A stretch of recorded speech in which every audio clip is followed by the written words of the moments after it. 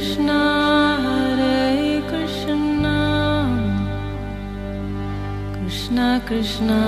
Hare Hare Hare Rama Rama Rama Hare Hare.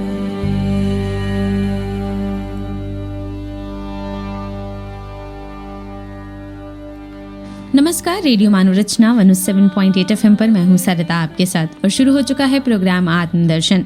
आत्मदर्शन programme में हम जानते हैं प्रभु की लीलाओं को, श्री कृष्ण की लीलाओं को। वो प्रभु जो हम सब में विद्यमान हैं, उस प्रभु की लीलाओं को हम जानने की कोशिश कर रहे हैं इस प्रोग्राम में। और इस प्रोग्राम में हमेशा की तरह हमारे साथ मौजूद हैं रागलेखा दासी जी, चरणाश्रित युगाचार्य श्री श्रीमद् भक्ति वेदांत नारायण गोस्वामी जी की शिष्या। रागलेखा दासी जी, आपका स्वागत है हमारे स्टूडियो में। हरे कृष्ण। रागलेखा दासी जी से हम जान रहे हैं श्री गुरांग सुधा पुस्तक के विषय में। और ये पुस्तक में प्रभु की लीलाओं को प्रकाशित किया गया है उस रूप में जो उन्होंने नवदीप में जन्म लेकर लिया। नवदीप में प्रभु ने जन्म लिया, निमाय पंडित के रूप में प्रसिद्ध हुए, चैतन्य महाप्रभु के नाम से विख्यात हुए। लेकिन अभी हम उन लीलाओं के माध्यम से जान रहे हैं कि किस तरह से उन्होंने अपने भक्तों पर कृपा की, किस तरह से उन्होंने अपनी महिमा को प्रकाशित किया। ये सब हम इस पुस्तक के माध्यम से जान रहे हैं। आप जानते हैं रागलेखा दासी जी से कि किस तरह से और अपने भक्तों पर कृपा कर रहे हैं और अब किस भक्त की बारी आई है जिनके ऊपर कृपा होने वाली है। जी। एक दिन महाप्रभु नित्यानंद प्रभु के साथ शिवास जी के घर में बैठे थे जी और हास प्रयास कर रहे थे। तभी वहाँ मुरारी गुप्त जी आए। अच्छा, तो मुरारी गुप्त जी के ऊपर कृपा होगी। मुरारी गुप्त हनुमान जी का स्वरूप है। जी जी जी। तो उन्होंने आकर पहले प्रभु को प्रणाम किया, उसके बाद नित्यानंद प्रभु को प्रणाम किया। अच्छा। और दोनों को प्रणाम करने के बाद वे हाथ जोड़ के प्रभु के समक्ष खड़े हो गए। तो मुरारी से प्रभु अति प्रसन्न रहते थे। तो प्रभु ने मुरारी से कहा कि मुरारी, आज तुमने जो कुछ किया ये उचित नहीं है। तुमने प्रणाम करते समय मर्यादा तोड़ दी जी। और आप तो सारे जगत को आचरण करके दिखाएंगे, परंतु आपने तो विधि को तोड़ रहे हैं। आप ऐसा क्यों करते हैं? अच्छा। तो मुरारी गुप्त कुछ समझ नहीं पाए। तो बोला कि आप मुझे बताइए मेरा क्या दोष है। प्रभु ने कहा अच्छी बात है, आज आप घर जाइए, कल मैं आपको बताऊंगा। अच्छा। तो ये सुनकर मुरारी गुप्त कुछ भय मिश्रित हर्ष पूर्वक घर जाके सो गए। आधी रात्रि में उन्होंने एक अद्भुत स्वप्न देखा। नित्यानंद प्रभु मदमत होकर आगे आगे जा रहे हैं। अच्छा। उनके सिर पर एक भयंकर नाग अपना फन फैलाए हुए है और वे अपने हाथों में हल मूसल धारण किए हुए हैं। अच्छा, स्वप्न में उनका बलदेव जी का बलदेव जी का रूप दिखाई दिया। अच्छा। तो इस प्रकार नित्यानंद प्रभु बलदेव जी के रूप में सुशोभित हो रहे हैं। और उसी समय इससे भी एक महान आश्चर्य देखा कि गौर सुंदर नित्यानंद प्रभु के सिर पर छत्र धारण करके उनके पीछे पीछे चल रहे हैं। अच्छा। जी। तो ये स्वप्न में गौर सुंदर हंसते हुए मुरारी से बोले, मुरारी अब तो तुम समझ गए मैं श्रीपाद नित्यानंद से कनिष्ठ हूँ। मतलब उनका अर्थ था कि पहले तुम उनको प्रणाम करते फिर मुझे करते। तुमने पहले मुझे कर दिया फिर उन्हें किया, ये ठीक नहीं है। ये उनको अच्छा नहीं लगा। तो देखो, मैं उनका छत्र धारण कर रहा हूँ तो वो मुझसे श्रेष्ठ हैं। तो इस तरह सपनों में मुरारी जी चकित रह गए और प्रभु अंतर्ध्यान हो गए। इसी समय उनकी नींद टूट गई और सपने के विषय में विचार करके हा नित्यानंद करके क्रंदन करने लगे। जब इस प्रकार नित्यानंद प्रभु का नाम लेके वे रो रहे थे तो उनकी पत्नी चकित होकर कृष्ण कृष्ण कहने लगी। स्वप्न के माध्यम से मुरारी गुप्त को विश्वास हो गया कि नित्यानंद प्रभु ही गौर सुंदर के बड़े भाई हैं और वे उनके दर्शन के लिए चल पड़े। जब गौर सुंदर घर में आनंद से बैठे थे और नित्यानंद प्रभु उनके दाईं ओर थे जी। तो वहां पहुंच के मुरारी गुप्त ने आज नित्यानंद जी को पहले प्रणाम किया, फिर गौर सुंदर को किया। तो प्रभु हंसते हुए बोले, तुमने ये क्या किया? तो मुरारी गुप्त बोले, हे प्रभु, मैंने वही किया जो आपने करवाया। हवा के कारण जैसे सूखे हुए घास के तिनके इधर उधर उड़ते हैं, उसी प्रकार आपकी शक्ति ही समस्त जीवों का संचालन करती है। ये सुनकर प्रसन्न होकर प्रभु कहने लगे, मुरारी तुम मुझे बहुत प्रिय हो, इसलिए मैंने तुम्हें रहस्य बताया। इस प्रकार प्रभु ने अपने मुरारी के समक्ष प्रकाशित कर दिए और उनके बाईं ओर बैठे गदाधर पंडित आनंद से उन्हें तांबुल अर्पण कर रहे हैं। प्रभु बोले, मुरारी तुम मेरे प्रधान दास हो। ऐसा कह के उन्होंने अपना चबाया हुआ पान मुरारी को प्रदान किया। वो बड़े प्रसन्न हैं। तो मुरारी ने हाथ जोड़कर कहा कि तुम जाकर शीघ्र ही अपना हाथ धो मुरारी। ये सुनकर मुरारी गुप्त हाथ धोने की बजाय उन्हें अपने सिर पर धारण कर लिया। तो ये देखकर प्रभु कहने लगे, मुरारी तुम्हारी तो जाति ही चली गई। कहाँ तुमने अपने समस्त शरीर में मेरा उच्चिष्ट लगा लिया। ऐसा कहते कहते प्रभु भगवत भाव में आविष्ट हो गए जी। और वो दांत किटकिटाते हुए कहने लगे, काशी में प्रकाशानंद नामक एक सन्यासी रहता है जो अच्छी तरह से मेरे शरीर के टुकड़े करता है, क्योंकि वो मायावादी सन्यासी है प्रकाशानंद, जी। काशी में रहते हैं। और वो सभी को वेदांत पढ़ाता है और सभी को कहता है कि मेरा आकार नहीं मानता वह। इसके फलस्वरूप मैंने उसे कुष्ठ रोग भी करा दिया, परंतु वह ऐसा दुष्ट है कि मानता ही नहीं। अनंत ब्रह्मांड मेरे अंगों में स्थित रहते हैं, मेरे ऐसे अंग को वह मिथ्या बताता है। उसका ये कैसे दुस्साहस है। मुरारी तुम मेरे बड़े प्रिय दास हो, इसलिए मैं कह रहा हूँ कि मेरा आकार नहीं मानता उसका सर्वनाश निश्चित रूप से हो जाता है। तो स्वयं वो कह रहे हैं कि जो मेरे आकार को नहीं मानेगा उसका सर्वनाश हो जाएगा। ब्रह्मा शिव आदि भी प्राणों से भरकर जिसकी सेवा करते हैं, जिस स्वरूप के स्पर्श करते पाप और पुण्य सभी नष्ट हो जाते हैं, वह व्यक्ति मुक्त हो जाता है। ऐसे मेरे स्वरूप को वह दुष्ट मिथ्या बताता है। मुरारी मैं आज तुम्हें गंभीर रहस्य बताता हूँ कि मैं सत्य हूँ, मेरे दास और मेरे दास दासी सभी सत्य हैं। इसके अतिरिक्त मेरी लीलाएं, कर्म और मेरा धाम सभी नित्य हैं। यदि कोई इनको मिथ्या बताता है तो मेरे शरीर के टुकड़े टुकड़े करता है और मेरे जिन वीर्यवती लीलाओं को श्रवण कर अज्ञान नष्ट होता है। पापी पंडित अभिमानी लोग मेरी इन लीलाओं को मिथ्या बताते हैं। वो कहते हैं अरे ये तो लीलाएं क्या है, चोरी कर रहे हैं कृष्ण, ऐसे कर रहे हैं, रास रचा रहे हैं और माखन चोरी कर रहे हैं, चीर हरण कर रहे हैं, ये सब तो अच्छी बात नहीं है। तो कहते हैं मेरे गुण सुन के तो शिव जी दिगंबर हो जाते हैं और आनंद से नृत्य करते हैं। शेष जी हजारों मुख से मेरा गुणगान करते हैं।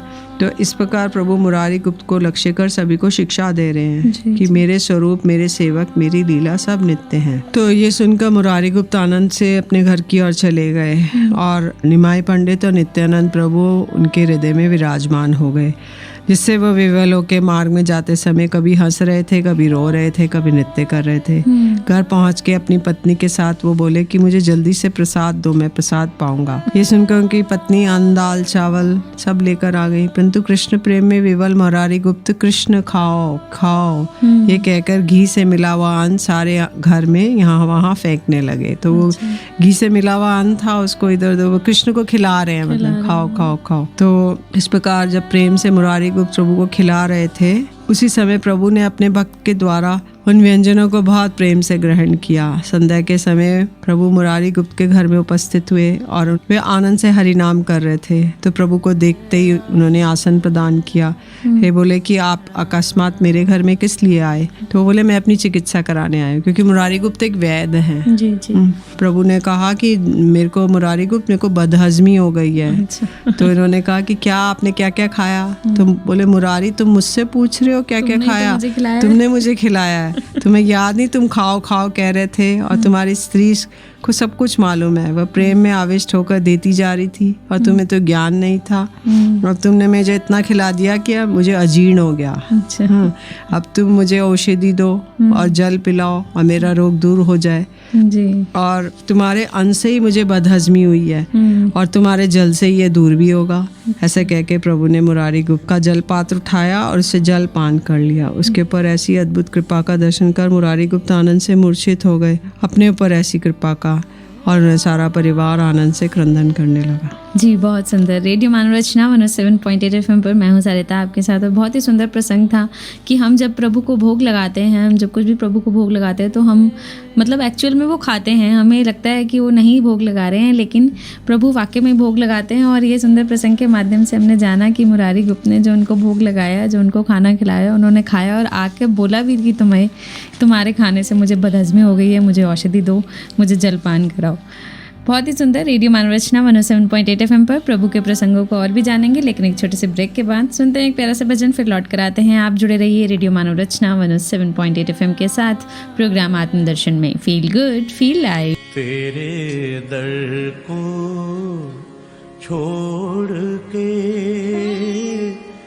किस दर जाऊं मैं,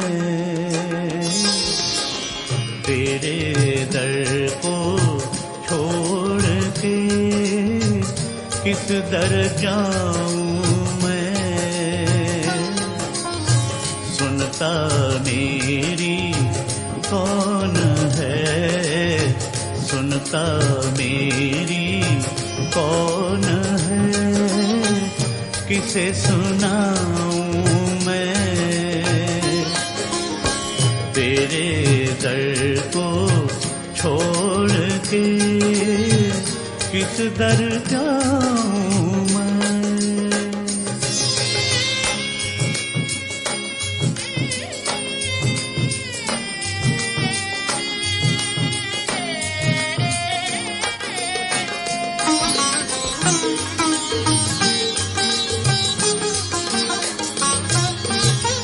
देख लिया जग सारा मैंने, तेरे जैसा मीत नहीं दाता, तेरे जैसा मीत नहीं, तेरे जैसा सबल सहारा, तेरे जैसी प्रीत नहीं। किन शब्दों में आपकी महिमा गाऊं मैं, हाँ तेरे दर को छोड़ के किस दर जाऊं मैं।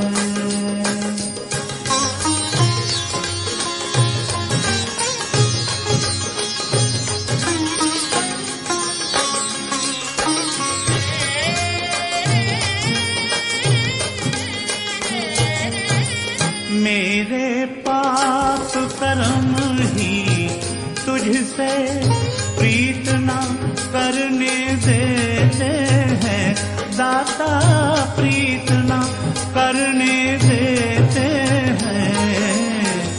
कभी जो चाहूं मिलूं आपको, रोक मुझे वो लेते हैं। कैसे स्वामी आपके दर्शन पाऊं मैं, हाँ तेरे दर को छोड़ के किस दर जाऊं मैं।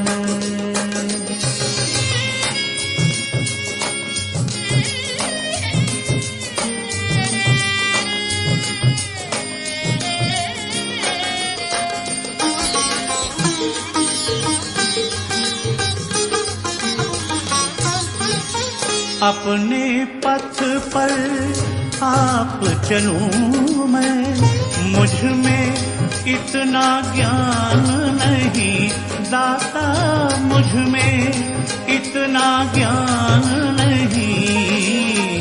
हूँ मतिमंद नयन का ओढ़ा, भला बुरा पहचान नहीं।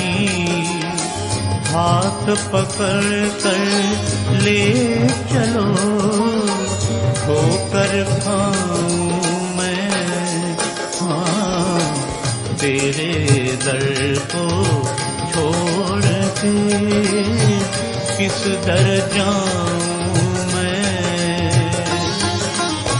सुनता मेरी कौन है, सुनता मेरी कौन है, किसे सुनाऊं मैं, हाँ तेरे दर को छोड़ के किस दर जाऊं मैं। हरे कृष्णा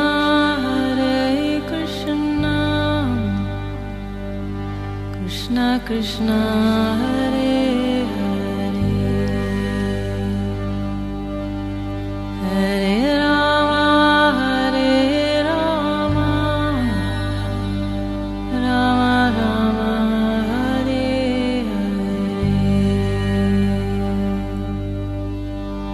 स्वागत है आप सभी का एक बार फिर रेडियो मनोरचना 107.8 FM पर। मैं हूं सरदा, आपके साथ प्रोग्राम चल रहा है आत्मदर्शन, और प्रभु की लीलाओं को जान रहे हैं श्री गुरांगसुधा पुस्तक के माध्यम से कि किस तरह से इन्होंने नवद्वीप में जन्म लिया, बहुत सारी लीलाएं की, बहुत सारी क्रीड़ाएं की, प्रभु ने अपने भक्तों पर कृपा भी की, और ये सारे प्रसंग हमें बता रही हैं रागलेखा दासी जी इस प्रोग्राम आत्मदर्शन में। जी रागलेखा दासी जी मुरारी गुप्त पर भी उन्होंने कृपा कर दी, और उनका पूरा परिवार जो है उनके दर्शन पाकर मंत्रमुग्ध हो गया, क्रंदन करने लगा। अब आगे जानते हैं इस कड़ी में क्या हुआ। मुरारी गुप्त पे ही आगे और कृपा कर रहे हैं प्रभु। तो एक दिन गौर सुंदर जी शिवाजी जी के घर में थे, तो उन्होंने चतुर्भुज रूप धारण कर लिया, शंख चक्र गदा पद्म ले ली और वो प्रभु गरुड़ गरुड़ करने लगे। अच्छा। तो उसी समय मुरारी गुप्त दौड़ते दौड़ते आए, बोले मैं ही गरुड़ हूँ, मैं ही आपका गरुड़ हूँ। अच्छा। तो प्रभु गुप्त के कंधे पे चढ़ गए। ये देख के शिवाजी के घर के सभी सदस्य प्रभु की जय जयकार करने लगे।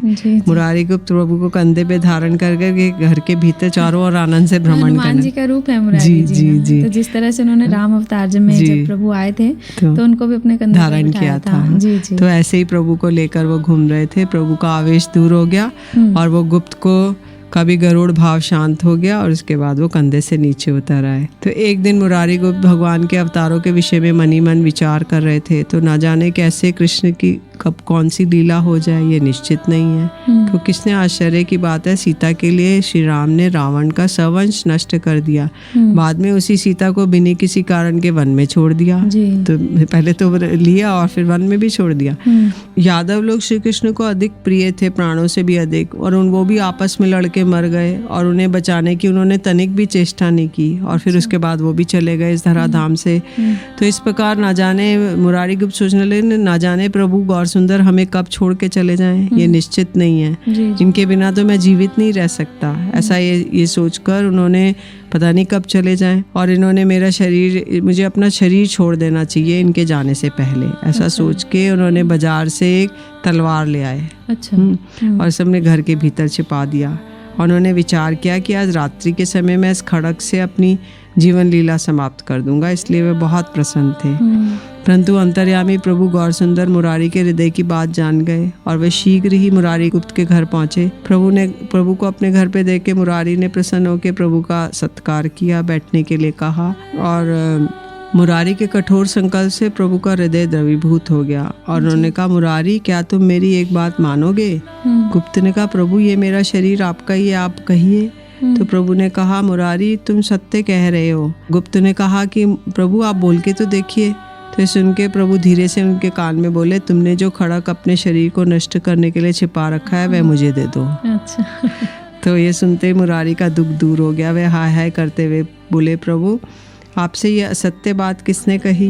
तो प्रभु बोले, मुरारी मुझे कौन कहेगा, परंतु मैं जानता हूँ कि तुम मुझसे पहले शरीर छोड़ के जाना चाहते हो, इसलिए तुमने वे खड़क ले आए हो। और मैं ये भी जानता हूँ कि घर में कहाँ रखी है। ऐसा कह के प्रभु स्वयं घर के भीतर गए जहाँ पर वे छिपा रखी थी कटारी और उसे लेकर आ गए।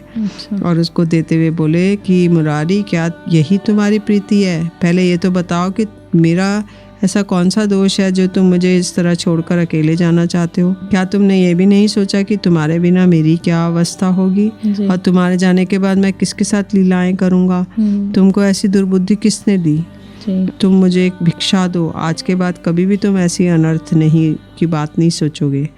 ऐसे कह के प्रभु ने मुरारी को गले लगा लिया और उसके हाथ अपने सिर पर रखकर कहने लगे, मुरारी तुम मेरे सिर की शपथ खाओ कि आज के बाद तुम ऐसा अन्याय नहीं करोगे।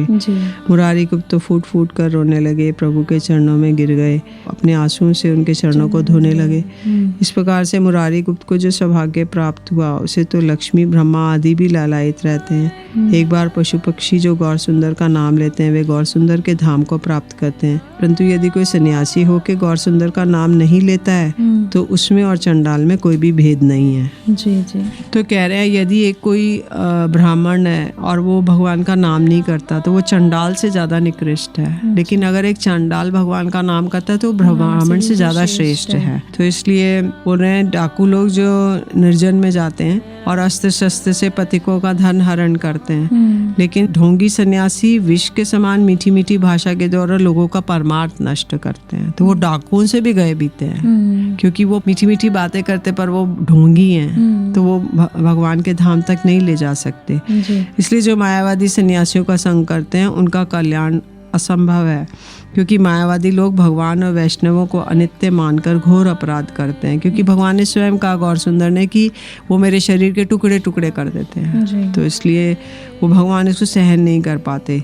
वैसे तो सारा जगत ही भगवान का वैभव है, वो किसी की भी निंदा करने से कृष्ण रुष्ट हो जाते हैं। फिर वैष्णव तो निरंतर तन मन धन वचन से भगवान की सेवा में नियुक्त रहते हैं, उनकी निंदा कृष्ण कैसे सहन कर सकते हैं। वैष्णव की तो बात ही क्या, यदि कोई किसी की भी निंदा ना कर हरिनाम करता है तो कृष्ण निश्चित रूप से उसका उद्धार करेंगे। और चारों वेदों को जानने वाला व्यक्ति यदि किसी की निंदा करता है, विशेष रूप से वैष्णवों की, तो वे कुंभीपाक नरक में जाता है। 26 प्रकार के नरक हैं, अगर किसी की निंदा करता है तो वो एक कुंभीपाक नामक नरक में जाएगा। इस प्रकार प्रभु ने मुरारी गुप्त को सांत्वना प्रदान की और अपने घर चले गए। जी, मुरारी गुप्त पर प्रभु ने कृपा कर दी और उनको उस रूप में दर्शन दिए जो बड़े बड़े देवी देवता भी तरसते हैं। और उन्होंने उसको कहा कि अगर तुम मुझे छोड़ के चले जाओगे मुरारी गुप्त, तो मैं लीलाएं किसके साथ करूँगा। प्रभु अपने मित्रों के साथ, अपने भक्तों के साथ ही लीलाएं करते हैं, उसी में ही प्रसन्न होते हैं। वो इस धराधाम में जन्म ही इसलिए लेते हैं कि वो भक्तों का उद्धार कर सकें, उनको अलग अलग महिमाओं से अवगत करा सकें। और यही सारी लीलाएं आपसे हम बात कर रहे हैं इस प्रोग्राम आत्मदर्शन में। रागलिका दासी जी हमें बता रही हैं श्री गौरांग सुधा पुस्तक के विषय में। इसमें जो लीलाएं प्रकाशित की गई हैं वो आप तक हम पहुंचाने की कोशिश कर रहे हैं इस प्रोग्राम के माध्यम से। आगे और भी बहुत कुछ जानेंगे रागलिका दासी जी से इस पुस्तक के विषय में, लेकिन अपने अगले एपिसोड में। अभी के लिए रागलिका दासी जी आपका बहुत बहुत शुक्रिया हमारे स्टूडियो में आने के लिए। हरे कृष्ण। अगले एपिसोड में और भी लीलाएं जानेंगे प्रभु की। इस गौरांग सुधा पुस्तक को ही कंटिन्यू करेंगे, लेकिन अभी के लिए मुझे दीजिए इजाजत और सुनते रहिए रेडियो मानव रचना 107.8 FM पर आने वाले और भी प्रोग्राम्स को। Feel good, feel live.